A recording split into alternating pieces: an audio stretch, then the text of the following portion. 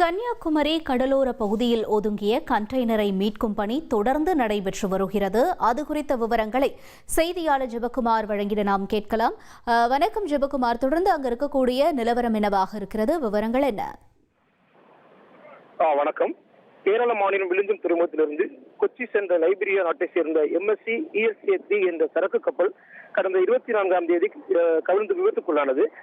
அந்த கப்பலுடன் கவிழ்ந்த கண்டெய்னர் ஒன்று நேற்று முன்தினம் காலை குளச்சல் துறைமுகம் அருகே கோடிமுனை மீனவ கிராம கடலோர பகுதியில் கரை ஒதுங்கியது. இதனால் அப்பகுதிகள் பீதியடைந்தனர். இந்நிலையில் நேற்று கண்டெய்னர் ஒதுங்கிய இடத்தில் மாவட்ட ஆட்சியர் அழகுமீன் அவர்கள் ஆய்வு மேற்கொண்டார். கரை ஒதுங்கிய கண்டெய்னரை பாதுகாப்பாக அப்புறப்படுத்த கப்பல் நிறுவன ஊழியர்கள் நேற்று ராட்சச பொக்லின் இயந்திரம் மூலம் இரும்பு ரோப்பு கட்டி கரைமேல் சேர்க்க முயற்சியில் ஈடுபட்டனர்.